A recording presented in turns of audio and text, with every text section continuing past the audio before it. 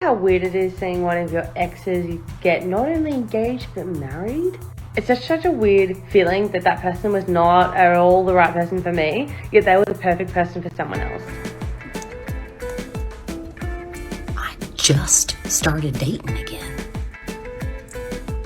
Feeling like maybe I should crawl back in that hole. Put that wall back up. Protect yourself. People ask me all the time what's been my biggest emotional challenge since getting divorced. And I have to say that it's come to the realization of how replaceable I was in my marriage. My ex got married.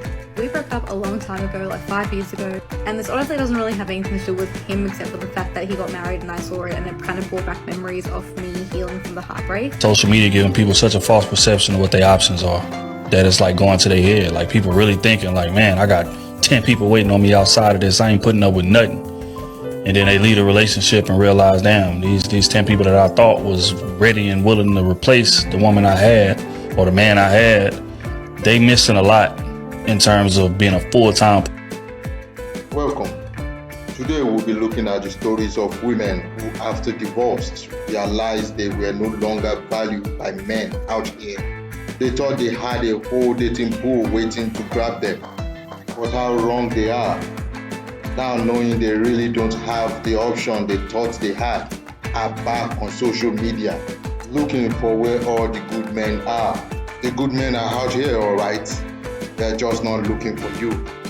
So I had a realization today. I've been divorced for 3.5 years, and I went through 1.5 years of counseling after my marriage broke up, and I've dated on and off in that 3.5 years. I don't have any kids, so it was a clean break in my divorce. I'm a church worker, I'm a strong Christian, and I try to live by Christian values and Christian values when dating. I'm also a woman of the real world and understand, when dating, what it's like to date out in the real world, and it is so hard. It is so hard to find someone who is looking for someone of value, who's not wanting to sleep with someone right away, and who's not wanting to, change their morals because they are a single woman. I just can't understand why it's hard out here for us good women. I don't understand. I'm looking for a good man. It's not like I'm out here, looking to change people or anything like that. It's, I've done the work on myself. Last year I went through a huge weight loss journey, and a guy that I dated last month, I went out with him twice, and both times he was like, you don't look like your photos. Your photos look like you were a lot thinner than what you were in person. Like, what? Are we doing this? Are we really doing that? But what about the good church men in your DMs? Why can't you date them instead of going to Bumble and dating apps? You should know a lot of men on dating apps just want to smash, right? Why do you demand relationship and commitment from people who are only there to see how many women they could bed? It's crazy how women leave their stable relationship just because they are getting fake attention from sex-hungry men on social media. Gosh.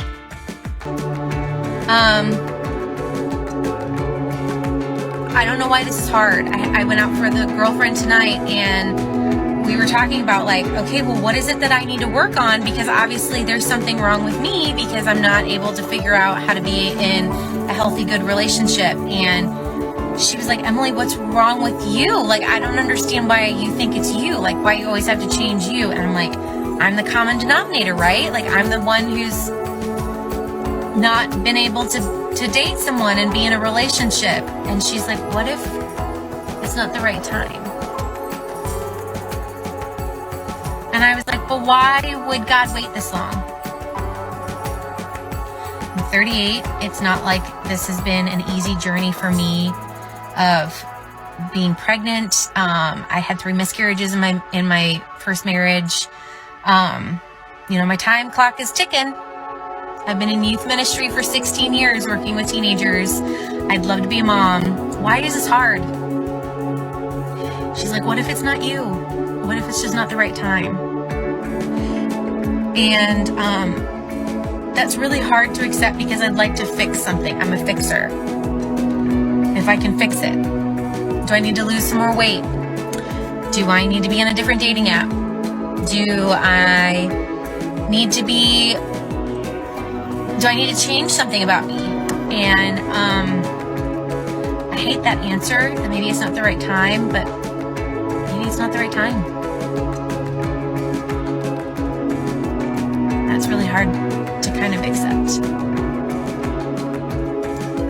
It's really hard. And where are all the good men? Why aren't you looking for good women who are ready to be in a relationship and not sleep around? What are you doing? Where are you? The journey is hard. Well, at least she knows she is the problem, and that's a good start. Work on yourself. Lose weight if that's the preference of the men in your network. Concentrate more on the church men and put yourself out there. Definitely delete the dating apps. You can't compete with the younger, hotter ladies in there, and then see where it gets you. No promises though. What woman up and decided we needed careers like the men and equal rights? Give me an apron. Give me a vacuum. Put me back in the kitchen. I'll do it. I won't complain. I'm fine. I'm tired. I'm done.